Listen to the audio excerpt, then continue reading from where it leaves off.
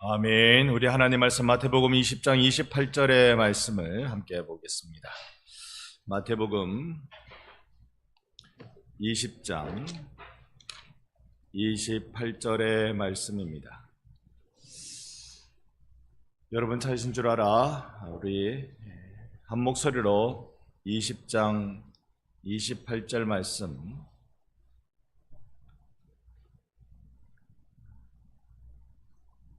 한 목소리로 읽어보겠습니다. 이것은 섬김을 받으려 함이 아니라 도리어 섬기려 하고 자기 목숨을 많은 사람의 대속물로 주려 함이니라. 아멘. 아멘. 네, 방송실에서 화면 이쪽으로 좀 옮겨 주십시오. 우리가 예수의 비전 그 두 번째 십자가에 대한 말씀을 여러분과 잠깐 나누려고 합니다. 우리는 계속 비전 이야기하고 있습니다. 특별히 지난 시간부터 지금까지 예수의 비전에 대해서 이야기하고 있는데요. 우리가 이 예수님의 비전 이야기하면서 세 가지로 살펴보고 있습니다. 첫 번째가 하나님 나라입니다.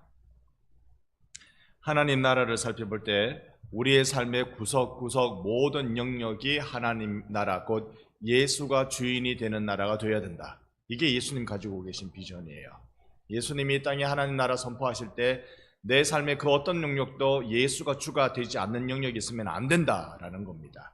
이건 여러분 자칫 거룩한 것과 속된 것이 구별되어 있다는 세상의 관점에 따라서 교회의 일, 내가 성경 보고 말씀 보고 기도하고 이것만 거룩하고 이 땅에서 땀 흘리고 노력하는 것에 대해서는 이것은 그저 그런 일이지라고 치부해버리면 우리가 성경을 잘못 알고 있는 거죠. 여러분과 제가 받들고 있는 성경은 뭐냐 하면, 붙잡고 있는 성경은 뭐냐 하면, 내가 하나님의 나라의 백성으로 부름받았다. 그러니까 그것이 교회에서도 하나님 백성답게 살아야 되고, 집에서 하나님 백성답게 살아야 되고, 심지어 포장마차 가서도 하나님 백성답게 살아야 되고, 내 직장이 어느 곳이든 거기서 하나님 백성답게 살아야 되고, 네 가지 했는데 아멘이 한 군데도 안 나와가지고 몇 가지를 더 할까? 소풍가도 하나님 백성이어야 되고, 친구 만나도 하나님 백성이어야 되고, 원수를 만나도 하나님 백성이 되어야 될 줄 믿습니다. 이게 하나님 백성답게 사는 거죠. 예수님이 가지고 계신 비전이 이런 거라는 겁니다. 그리고 두 번째가 십자가입니다. 십자가에 대해서 오늘 여러분과 말씀 나누겠죠. 이 하나님의 백성이 되게 만드는 유일한 방법이 십자가밖에 없는 것입니다. 그리고 세 번째, 교회 건설입니다. 이 교회 건설을 통하여서 하나님의 나라로 편입될 수 있는 유일한 방법인 십자가가 전달되어지는 것이죠. 우리는 이 세 가지를 예수의 비전으로 삼고 살펴보고 있습니다. 그 중에 우리가 첫 번째 시간이 바로 이 예수의 비전 십자가에 대해서 여러분과 말씀을 좀 나누려고 합니다. 어찌 제가 글씨를 쓰다 보니 제 글씨도 이렇게 이뻐질 수가 있네요. 네. 자, 왜 십자가인가에 대해서 여러분과 좀 말씀을 함께 나누어 보겠습니다. 여러분, 십자가는 예수님이 이 땅에 오셔서 하신 일 중에서 가장 정점인 시간, 가장 최고조의 시간, 그 절정의 시간이 십자가라고 부릅니다.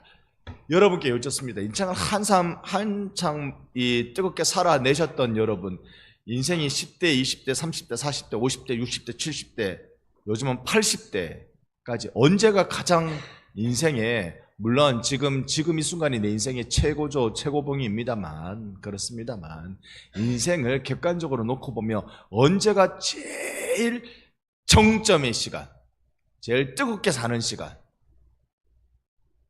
몇 학년 때입니까? 여러분 생각 어떻습니까? 방금 김재일 집사님 뭐라고 말씀하셨어요? 몇 학년이요? 예? 지금! 아멘! 아멘! 그거는 빼고, 그게 맞는데 그거는 빼고, 우리 인생의 최고조, 내 인생의 최고조는 이때다.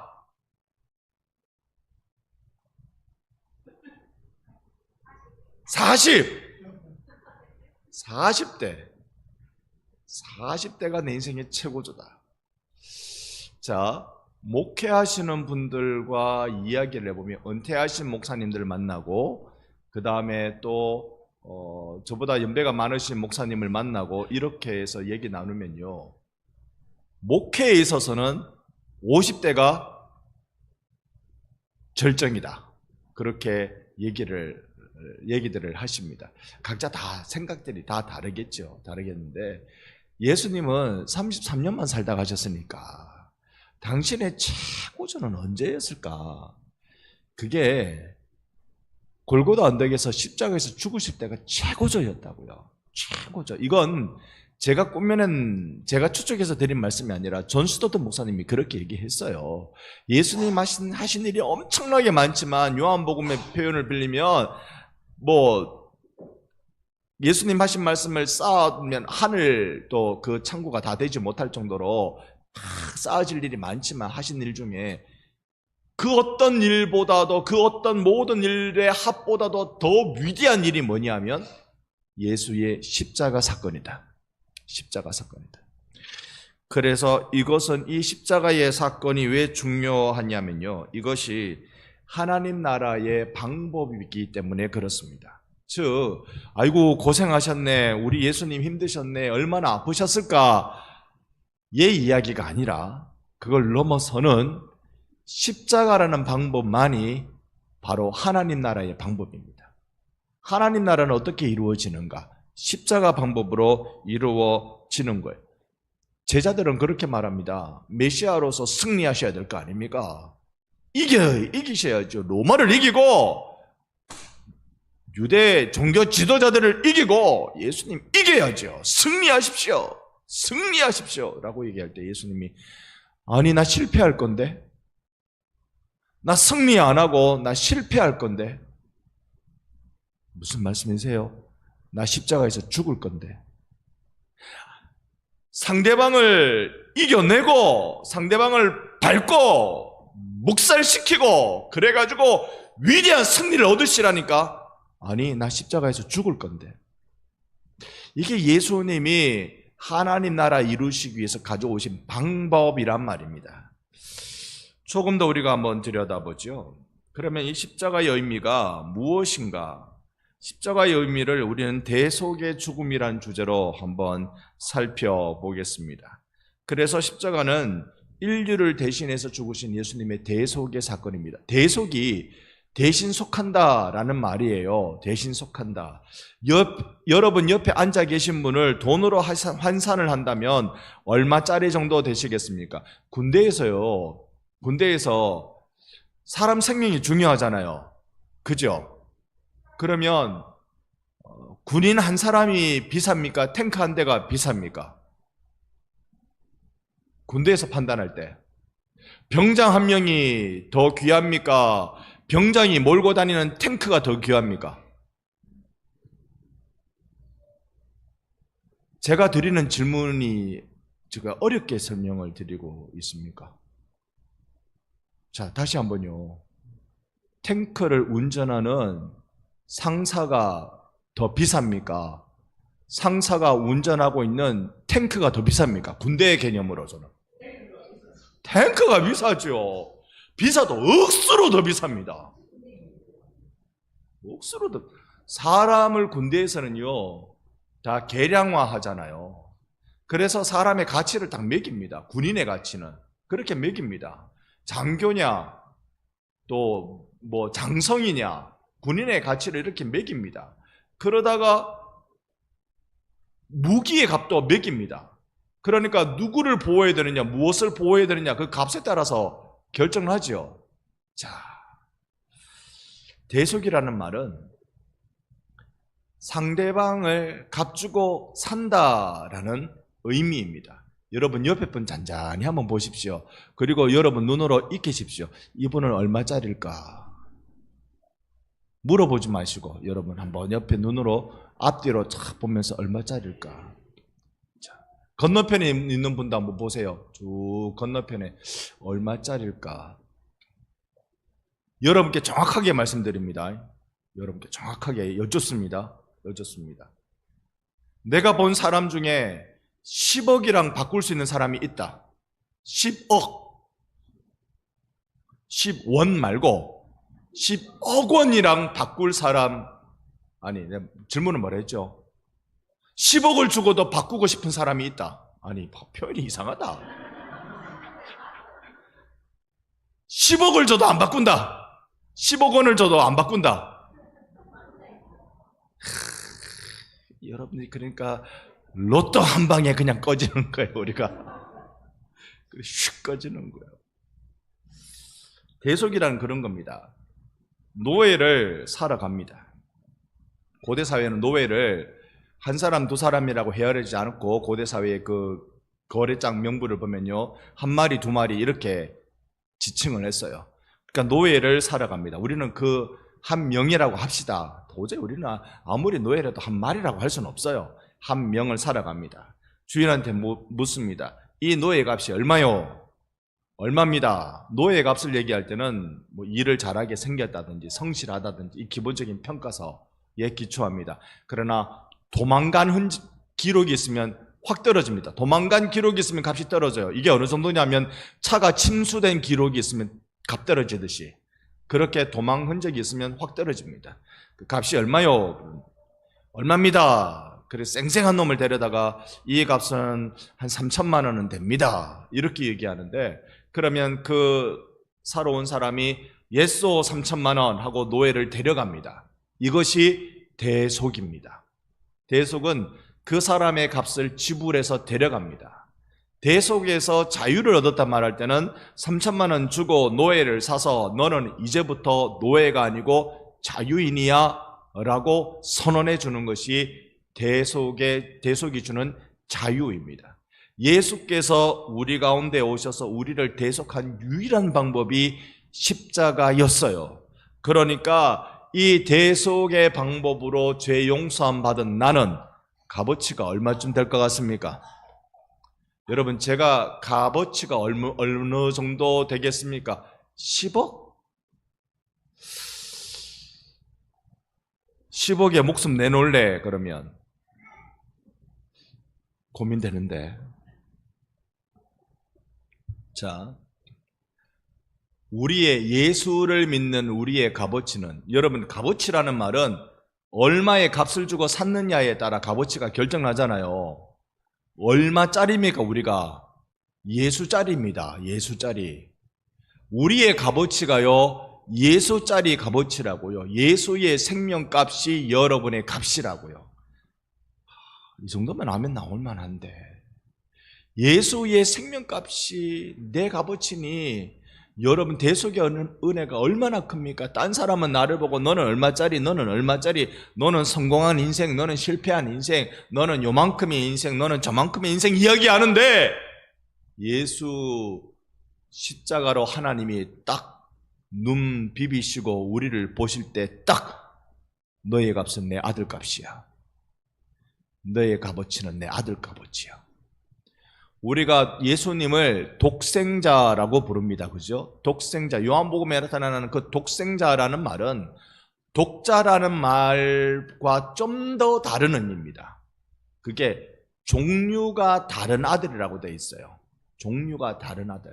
그러니까 예수님은 하나님의 아들이고 우리는 하나님의 양자입니다. 그죠? 양자. 원래 아닌데 부모의 마음이, 부모 될 사람이 마음을 열어서 딱 아들 삼아 준 거, 양자라고 부르잖아요. 우리는 양자입니다. 그래서 이 대속은 우리에게 있어서 죄 사함의 은혜를 얻게 합니다. 우리 성경 구절 같이 한번 고린도후서 5장 21절 함께 읽습니다. 하나님이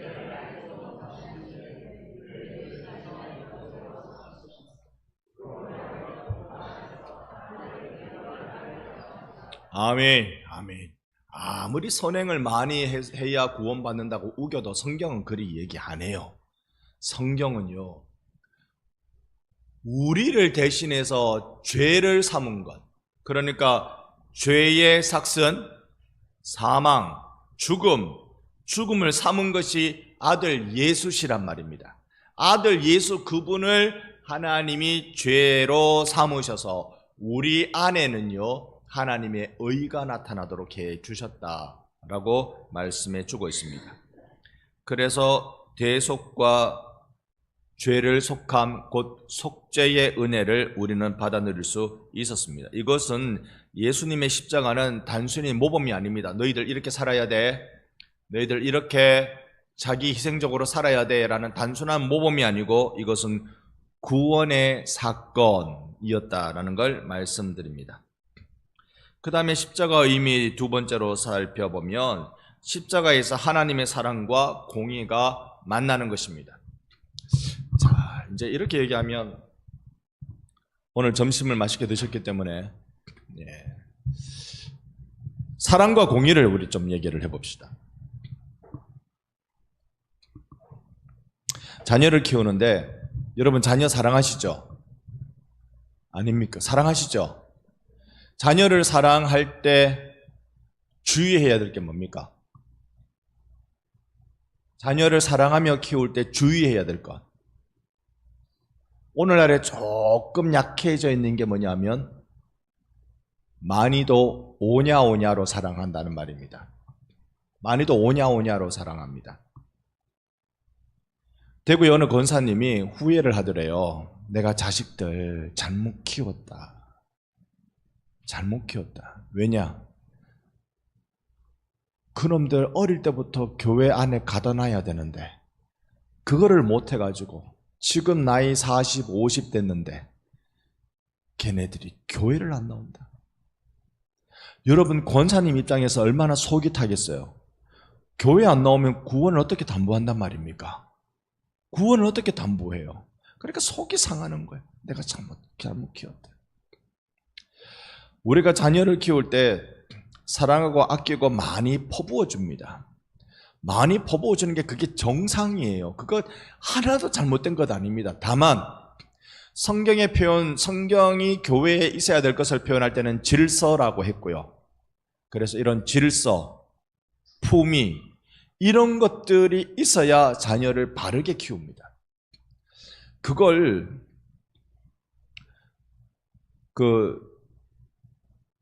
중학교 들어가면 그게 늦다는 거 여러분 아시죠?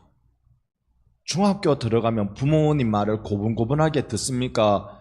화를 한 번씩 냅니까? 여러분 애들은 어떠셨어요? 중학교 들어가는 순간 얘가 김정은도 무서워하는 중2가 되기 시작해. 북한이 우리나라를 쳐들어오지 못하는 이유는 예비군 때문이 아니라 민방위 때문이 아니라 중2 때문에 못 쳐들어온대. 앞뒤 물불을 안 가리는 애들이래. 그러니까 고전에 할 수 있는 최선을 다할 수밖에 없어요. 여러분 내 아들 내 딸이 늦었으면 그 다음에 어쩌면 된다고? 내 손녀 내 손자 얘네들한테 그냥 다 갖다 쏟아붓고 그리고 신앙으로 교육하고 훈련하고 다른 거 있나요? 여러분 주머니에 세종대왕을 한쪽에 꼽아놓고 한쪽에 심사인당을 꼽아놓고 다 성경 암송시키가 잘하면은 요거 탁 주고 한 장을 다 외우면 요거 탁 주고 그래가지고 애를 완전히 할렐루야. 사랑은요 공의하고 잘 안 맞아요. 우리가 생각하기엔 사랑은 덮어주고 안아주고 섬겨주는 거잖아요. 열왕기 상하와 역대 상하의 다른 점을 몇 번 말씀드렸습니다. 사무엘 상하, 열왕기 상하는 선지자의 관점으로 역사를 기록한 거예요. 그러니까 거기에 보면 아주 신랄하게 왕의 잘못을 딱딱 지적합니다. 선지자의 냉철한 시각으로 딱딱 지금 양 100마리가 있는 부자가 말이지 양 한 마리밖에 없는 가난한 자의 집에 가서 자기 집에 찾아온 손님 대접하려고 그 가난한 집에 있는 양을 가져와서 확 잡아가지고 그걸로 음식 대접했다네요. 왕이요 이를 어쩔까요? 어느 놈이 그랬어? 그놈 데려와 그놈 죽여버려야 돼. 그러니까 선지자가 뭐라고 말합니까? 네가 그랬잖아. 네가 왕보고 네가 그래. 무슨 말인데?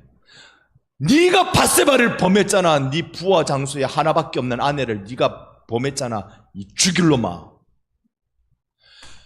사무엘 상하, 역대 상하는요 아주 신랄하고 날카롭게 죄에 대해서 지적합니다. 근데 제사장의 관점으로서는 역대 상하, 사무엘 상하와 열왕기 상하 말고 역대의 상하는요, 죄를 웬만하면 덮으려고 합니다. 왜요? 제사장은요, 짐승의 피를 하나님께 올려드리고 그 피값으로 백성들에게 하나님이 너희 죄를 사하노라, 이거 선언하는 게 제사장이란 말입니다. 덮어주는 어머니 마음, 부모의 마음이 역대기 성경입니다. 그러니까 역대기에는요, 밧세바를 범한 사건 자체가 안 나온다니까. 자체가 안 나와. 사랑과 공의는 이게 같이 있기가 얼마나 어렵습니까? 사랑하면 엄해지기가 어렵죠. 엄하면 사랑이 아닌 것 같아요. 그러니까 우리가 사회를 운영하는 것도 마찬가지입니다. 사랑하면 질서가 무너지는 것 같고, 공의를 세우면 사람 숨쉬기가 어려워집니다. 사랑과 공의는 제가 생각할 때는 물과 기름 같아요. 서로 있어도 같이 섞여지지 못해요. 소위 이걸 화학적 결합이라고 그렇게 부르는 것 같은데 이게 안 돼요. 자, 이게 근데 어디서 100% 일어납니까? 어디서 되어버립니까? 이게 십자가에서 그게 되어버려요. 십자가 한번 보세요. 하나님은 우리를 사랑하시는 줄 믿습니다. 하나님은 우리 죄를 미워하시는 줄 믿습니다. 이걸 어디에서 해결해버려요? 하나님 우리 사랑하기 때문에 십자가에 아들 예수를 달았어요. 하나님 우리의 죄를 미워하시기 때문에 우리의 모든 죄를 십자가에 달리신 예수의 어깨에 다 퍼부어버립니다. 십자가에서 사랑과 공의가 거룩하게 만나요. 이 놀라운 일이, 이 만남의 일, 사랑과 공의가 만나는 일, 그게 어디에서 이루어진다고요? 어디서 이루어져요? 십자가에서 이루어지는 것입니다. 그 세 번째, 이제 십자가는요, 그리스도를 따르는 우리들의 삶의 방식입니다. 제자도라는 게 뭘까요? 성경 우리 한번 마태복음 16장 24절 읽어보겠습니다. 함께 읽습니다. 이에 예수께서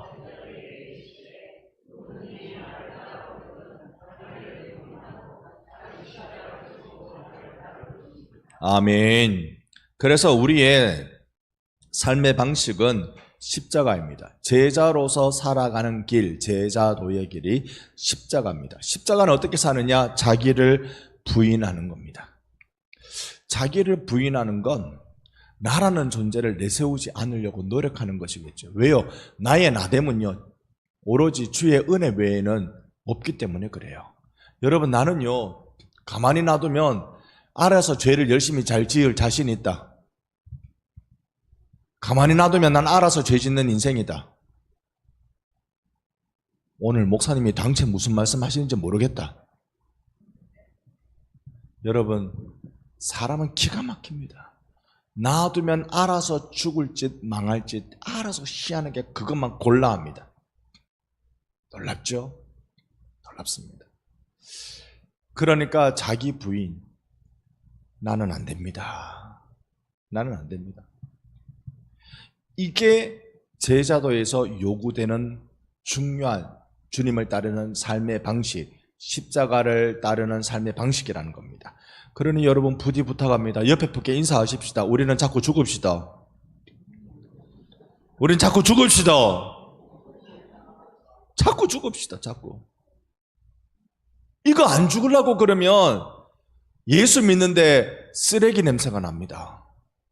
이거 안 죽으려고 그러면, 내가 여기서 죽어야 예수 믿으면 향기가 납니다. 냄새 나는 것보다 향기 나는 게 더 안 좋습니까? 그죠? 우리 인생에 향기 나는 방법은 십자가밖에 없는데, 십자가로 살아가는 방법은 먼저 첫 번째가요, 내가 자기 부인해야 됩니다. 나는 별거 아닙니다. 나는 별거 아닙니다. 노래 중에 듣기 좋은 노래들이 있죠. 브라보, 그렇게 하는 노래, 아빠의 인생 하는 거. 그 노래 가사를 이렇게 들어보면, 참, 은혜가 되대. 그 가사를 들어보면. 그런데요, 우리가 우리의 인생에 내가 해놓은 것이 과연 자랑할 것인가 한번 돌아봅시다. 그거 내가 과연 자랑할 것인가? 내가 그래서 자식한테 내가 이렇게 해주려고 노력했고, 우리가 하나님 나라 입장에서 과연 그게 자랑할 것인지 한번 돌아봅시다. 정말로 우리 자식들한테 제일 중요하게 해줄 건 그냥 뭐 믿음의 유산밖에 뭐 더 있겠습니까? 저는 그렇다고 믿습니다. 왜냐하면 그 다음에는 물려줄 게 없거든요. 저는 그래 생각합니다. 빚만 안 물려주면 잘한 일이지. 뒤에 제 두 아들 녀석이 앉아 있어요. 내가 빚만 안 물려주면 잘한 일이지. 빚만 안 물려주면 잘한 일이지. 진짜로 중요한 건 예수 따라가는 신앙의 유산인데, 그게 첫 번째가 자기 부인입니다. 내가 먼저 나를 부인하는 모습을 보여줄 수밖에 없겠죠. 그게 우리가 부름받은 삶의 길입니다. 또 하나는 십자가를 지고, 자기 십자가를 지고 주를 따르는 것, 그게 섬김과 희생입니다. 그렇게 여러분 스스로 마음에 다짐하십시오. 순간순간 마음에 다짐하십시오. 나는 주를 섬겨야 돼. 나는 섬기고 나는 희생해야지. 이게 십자가가 우리의 모범, 모델이기 때문에 그렇습니다. 구원의 확실한 방식이기도 하고 우리 삶의 모범이기도 합니다. 그래서 자꾸 나를 부인하고 그리고 섬기고 희생하고, 여러분 이 일이 여러분 삶에 날마다 도전이 될 수 있기를 축복합니다. 날마다 우리 이 삶이 도전되면 좋겠어요. 그래서 이게 제일 안 되는 때가 젊었을 때 제일 안 되겠죠. 속에서 이렇게 굴단한 게 올라오는 그 시절이 이게 제일 잘 안 되겠죠. 세월 오래오래 살아서 그 고목처럼 속이 텅텅 비어 있을 때, 그때 그 나무에 아이들이 와서 장난치고 놀기가 제일 좋은 겁니다. 여러분, 우리 십자가의 의미를 깊이 되새겨 보십시다.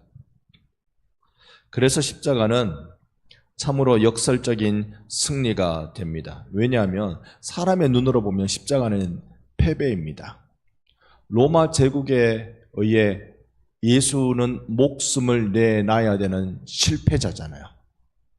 실패자죠. 하나님 나라를 건설하신다며, 하나님의 나라는 왕이 하나님이신데 하나님이 왕이신 나라를 건설하려다가 로마 제국의 황제가, 가이사가 왕인 나라 그 제국 앞에 예수께서 졌잖아요.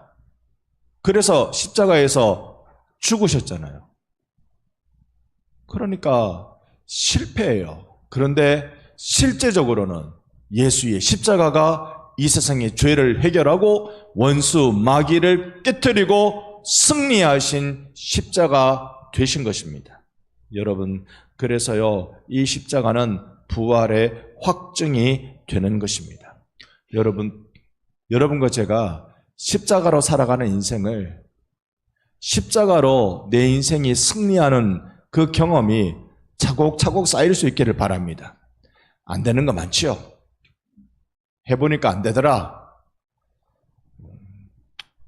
내가 했으니 안 되지 뭐. 우리 그렇게 돌립시다. 예수님이 능력이 없으신 게 아니고 내가 하려고 하니까 안 되는 거지 뭐. 그렇게 합시다. 세상 제일 어려운 농사가 자식 농사라면서요. 내가 하려니 안 되지 뭐. 다시 우리 마음 고쳐 먹으면 되잖아요.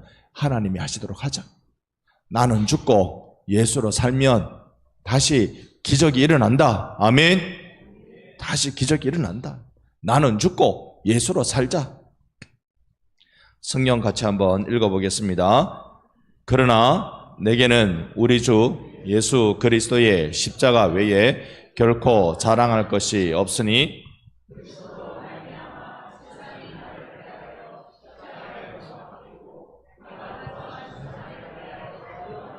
아멘. 그 밑에 줄 한번 보세요.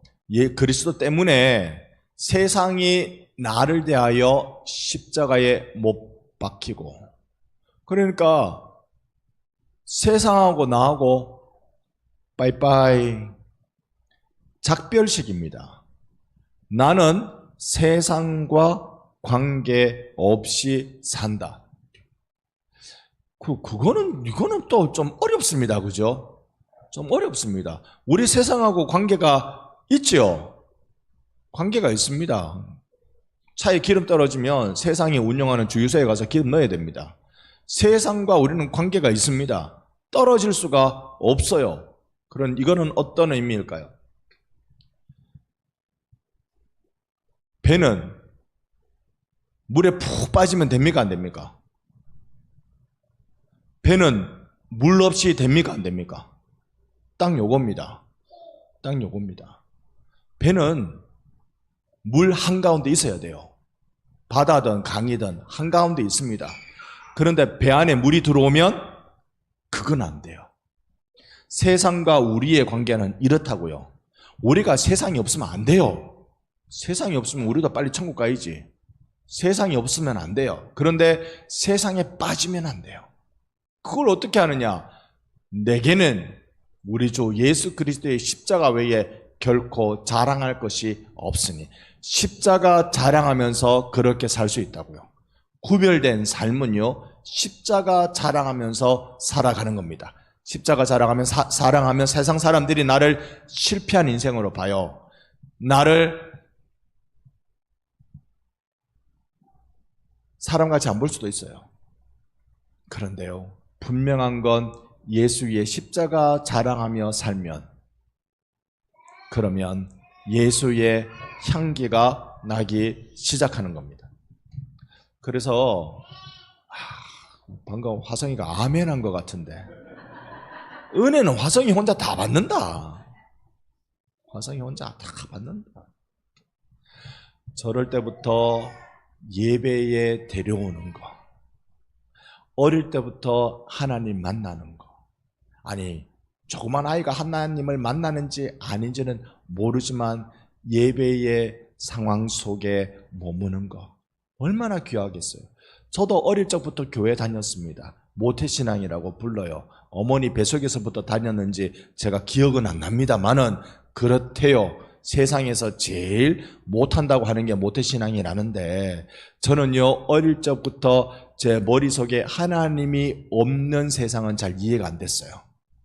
하나님이 없는 세상은 예수 그리스도가 없는 그런 삶은 잘 이해가 안 되는 삶이었습니다. 그러니까 이게 참 복된 일이지요. 십자가 자랑하는 것이 내 삶의 습관으로 배어지면, 그러면 바다 한가운데 놓여 있지만 배처럼 떠 있을 수가 있는 것입니다.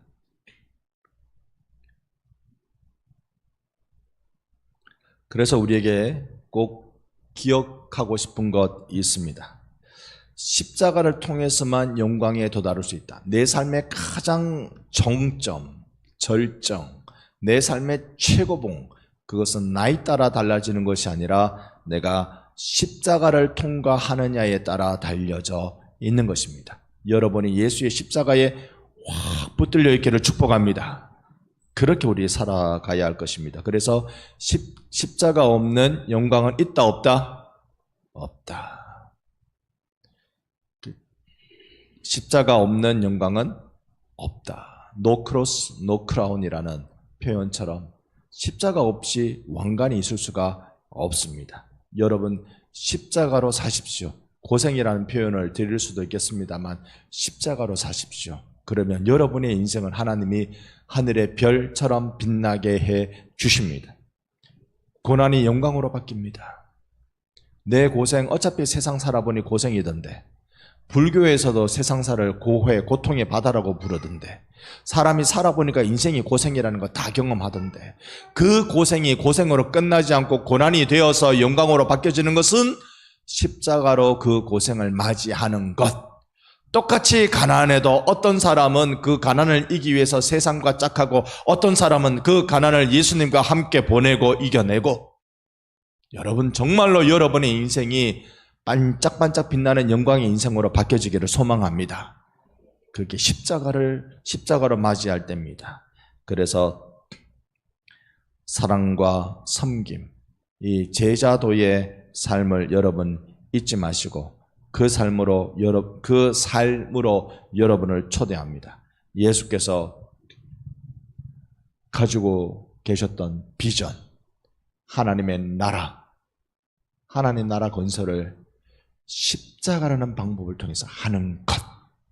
오늘 이날 예수의 십자가 그 방법대로 주님이 주신 특별하고 영험하고 기적적인 방법, 그 방법 십자가대로 살다가 여러분의 인생이 향기로운 그리스도인으로 다시 새로워지기를 내 구주 예수님 이름으로 축원합니다. 아멘.